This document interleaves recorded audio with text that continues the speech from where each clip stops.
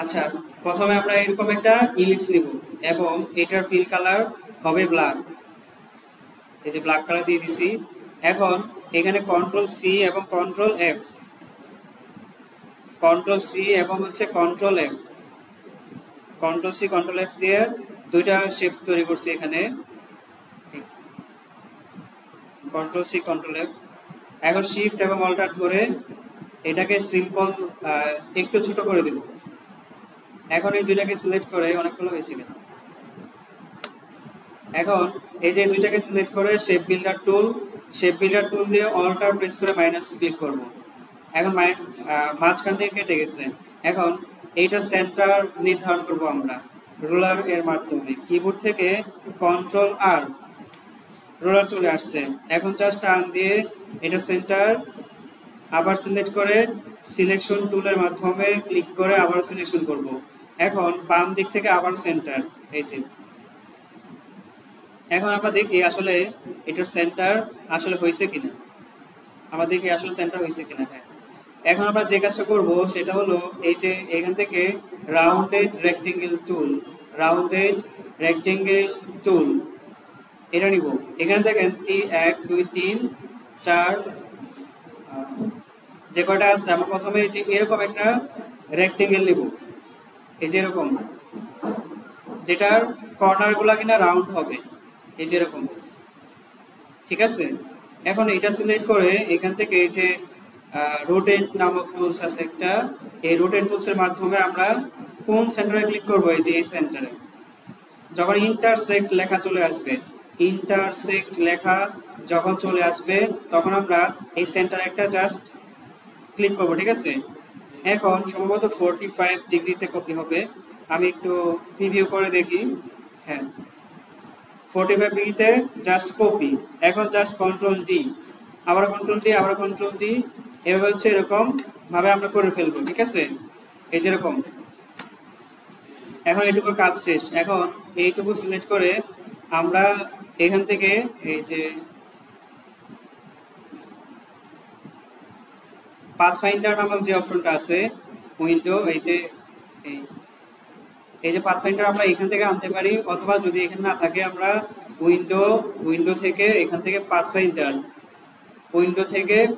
অপশনটা নিয়ে আসবো। নিয়ে আসার পর এইটা এখান থেকে এই যে ইউনিট করে দেবো, মানে সম্পূর্ণ শেপটা যতগুলো শেপ ভাঙা ছিল সবগুলো একটা শেপে কনভার্ট কমপ্লিট হয়েছে। এখন আমরা বানাবো হচ্ছে যে এই যে এই অংশগুলা, এই যে অংশগুলো কিভাবে বানানো যায়, এই যে এটা দেখেন।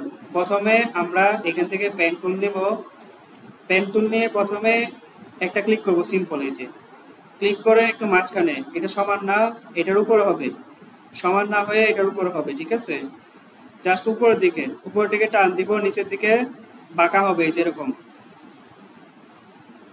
আরেকটু উপরে হবে সম্ভবত। হ্যাঁ, উপরের দিকে টান দিব, তাহলে হচ্ছে বাঁকা হবে পিছন দিকে। এখন এই জায়গায় একটা ক্লিক করব, ক্লিক করে অ্যাঙ্কর পয়েন্ট ভেঙে দিব। এখন সোজা হবে, এখন কোনো বাঁকা হবে না, জাস্ট কিছুই হবে না, সোজা। আরেকটু মোটা হবে, আরেকটু উপরে দিয়ে দিলাম তার জন্য। এখন এই যে এইটার সমান উপরের দিকে এবং একটু ভিতরের দিকে, এইটার সমান উপরের দিকে এবং একটু ভিতরের দিকে ক্লিক করে হচ্ছে এভাবে বাঁকায় দেবো, এই যে এটা।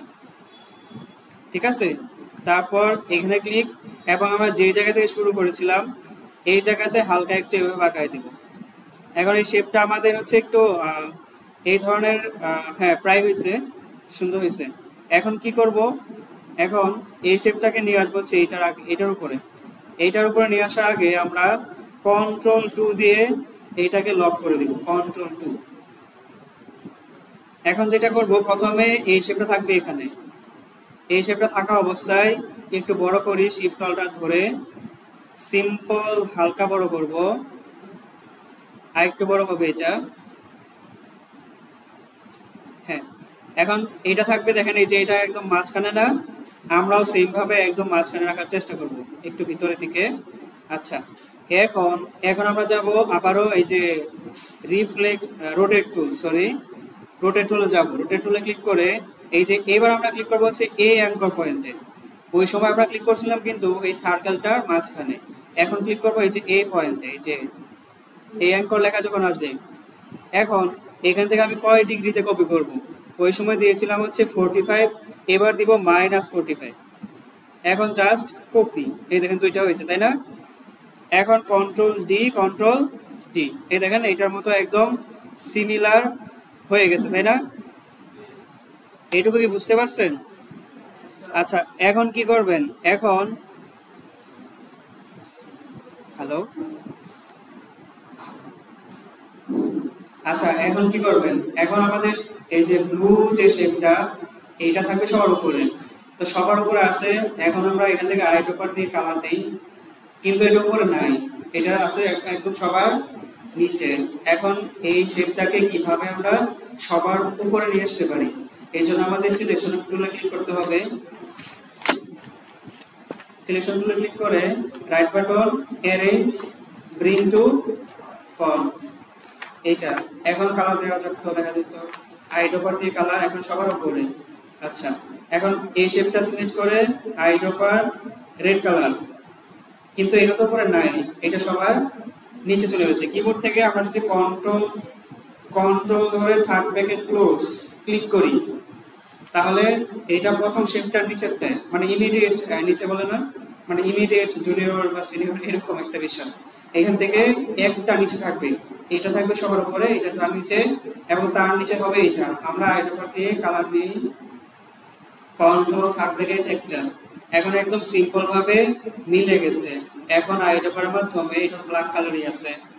ওকে, এখন আমাদের যে কাজটা করতে হবে সেটা হলো এই চারটা শেপকে আমরা প্রথমত সিলেক্ট করব। সিলেক্ট করে আমরা যাব অবজেক্ট থেকে পাথ। আমরা এটা কেন দিব কেউ কি বলতে পারবেন? কারণ এই যে দেখেন এই শেপের মাঝখানে এটা দেখা যাচ্ছে সাদা, আসলে এই অংশ সাদা না, এর পিছনে কিছু নাই, এটার মাঝখান থেকে কাটা। আমরা এটা এখানে মাঝখান থেকে কাটার জন্য এই চারটা শেপের একটা স্ট্রোক দিব, বলতে পারেন স্ট্রোক দিব। এই জন্য অবজেক্ট থেকে পাথ থেকে যাব কোন জায়গায়? Offset path.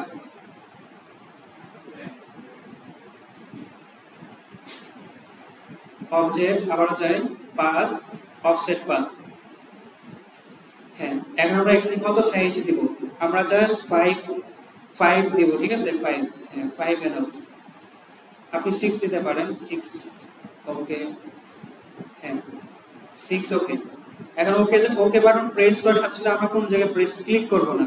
ক্লিক করার আগে আমরা এই যে ফিল কালারের যে বক্সটা, এখানে ক্লিক করব এবং এখান থেকে দিয়ে দেব হোয়াইট কালার।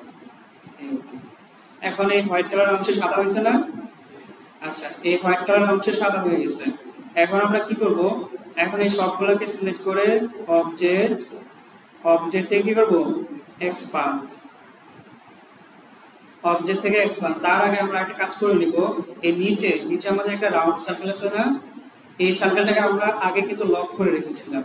এখন জাস্ট কন্ট্রোল অল্টার 2 এর মাধ্যমে আনলক করে দেব। কন্ট্রোল অল্টার 2 এর মাধ্যমে আনলক করে দেব। বুঝতেছি সবাই বুঝতেছি তো? না বুঝলে বলবেন, 100 বার দেখিয়ে দিব, তারপরে কাজ শেষ হলে বলবেন না যে কোনো বুঝি নেই। আচ্ছা এখন এই সবগুলাকে সিলেক্ট করব। সিলেক্ট করে অবজেক্ট থেকে কি করব? এক্সপান্ড। তারপর রাইট বাটন ক্লিক করে অবজেক্ট থেকে এক্সপান্ড। রাইট বাটন চার্ট করা দরকার নাই আমরা। হ্যাঁ, এখন আমরা কি করব জানেন? এখন আমরা এই যে হোয়াইট কালারের যতটুকু অংশ আছে এইটুকু অংশ জাস্ট ডিলিট করে দেব। কিভাবে ডিলিট করব? এই যে এখানে একটা টুলস আছে, ম্যাজিক ওয়ান টুল। জাস্ট ম্যাজিক ওয়ান টুল দিয়ে যতটুকু অংশে হোয়াইট কালার আছে, এই যে এই আউটপুটটায় যতটুকু অংশে হোয়াইট কালার আছে এইটুকু সিলেক্ট হয়ে যাবে। এই ম্যাজিক ওয়ান টুলের কাজ হলো এই সিমিলার কালার ক্লিক করা বা সিলেক্ট করা। এখন জাস্ট সিলেক্ট করে ডিলিট। আচ্ছা, এই ডিলিট করার আগে আমরা আরেকটা কাজ করে নেব। এটা সিলেক্ট করে এখান থেকে ডিভাইড করে নেব, ডিভাইড। এই যে এই পাথফাইন্ডার অপশন যদি না থাকে, এই উইন্ডো থেকে পাথফাইন্ডার অপশন আমরা নিয়ে আসবো। এখন জাস্ট করে দেব হচ্ছে ডিভাইড। এখন জাস্ট আনগ্রুপ। এই যে আনগ্রুপ করার পর এখন জাস্ট এই যে ম্যাজিক কন্ট্রোল যাব, শুধুমাত্র হোয়াইট কালার অংশে ক্লিক করব। আমি শুধুমাত্র যে কোনো একটা অংশে যে জায়গায় হোয়াইট কালার আছে ওই জায়গায় ক্লিক করব। তাহলে আমাদের এই আর্টবোর্ডের অংশে যত জায়গায় এই সিমিলার কালার অর্থাৎ হোয়াইট কালার আছে সম্পূর্ণটা সিলেক্ট হবে। এখন জাস্ট ডিলিট।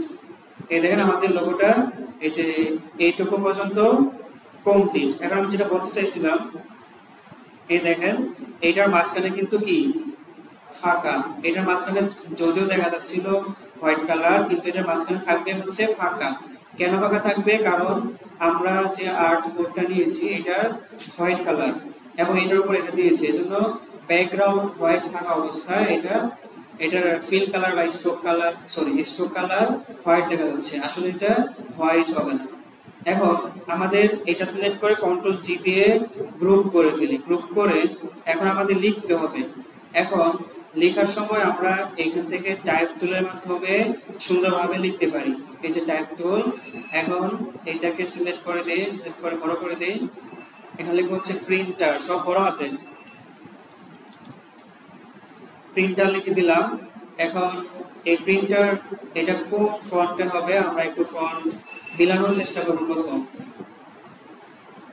হ্যাঁ, এই ফন্টই হবে, এরিয়াল এমটি বা অন্য ফন্ট আপনি ইউজ করবেন, ঠিক আছে, সমস্যা নেই। এটাতে যদি এটা পরীক্ষায় আসে আপনাকে ফন্ট কোনটা হবে সেটা বলেই দিবে, ঠিক আছে।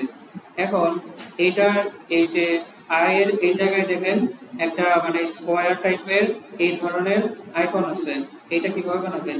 রাইট বাটন ক্লিক করে ক্রিয়েট আউটলাইন, প্রথম ক্রিয়েট আউটলাইন, তারপর রাইট বাটন আবার ক্লিক করে আনগ্রুপ করে এখন জাস্ট এই যে ডিরেক্ট সিলেকশন টুল এটা দিয়ে এই দুটো পয়েন্টকে ধরবেন। এখন জাস্ট ডাউন করে দিবেন, ঠিক আছে, একটু ডাউন করে দিবেন। এখন আপনি চাইলে এখান থেকে রেক্টেঙ্গেল টুল একটা নেবেন, এটা সমান নেবেন, ঠিক আছে, এটা সমান নিয়ে এটাকে হচ্ছে এই যে একটু উপরের দিকে মিলিয়ে দেবেন এভাবে, এই যে। এখন এটাকে একটু নিচে দিতে পারেন, এটাকে একটু মোটা করতে পারেন, ওকে। এখন আইড্রপার দিয়ে এই যে কালারটা আমরা পিক করে নিয়ে আসবো, ওকে।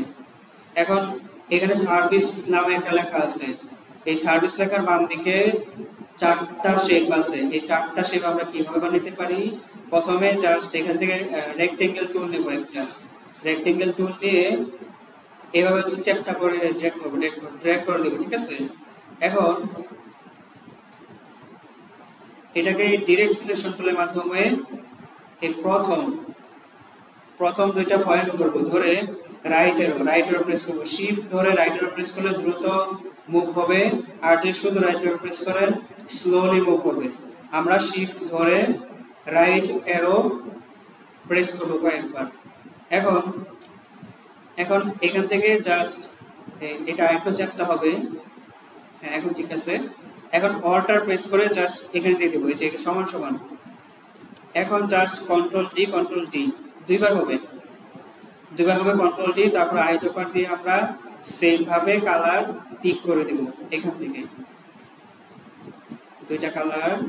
এখন 3 নাম্বার কালার কি হলো? 4 নাম্বারটা হচ্ছে ব্ল্যাক কালার, এই যে ব্ল্যাক কালার হয়েছে।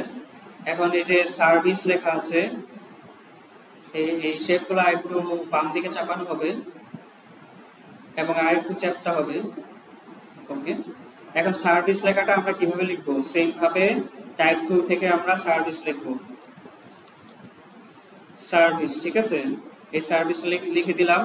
এখন এই সার্ভিস লেখাটা একটু হচ্ছে কি ধরনের আছে, ডান দিকে বাঁকানো। এই ডান দিকে বাঁকানো এটা কিভাবে বাঁকাইতে পারি কেউ বলতে পারবেন? হ্যাঁ, রেগুলার থেকে এই যে ইটালিক, জাস্ট আর কিছু করতে হবে না। এই তো এই কয়েকটা সিম্পল স্টেপের মাধ্যমে আমরা এই ছোট্ট এই লোগোটা খুবই সহজে করে ফেলছি। তো এখন আপনাদের কাজ হলো এই ছোট লোগোটা কমপ্লিট করা, ঠিক আছে, কাজ শুরু করে দেন।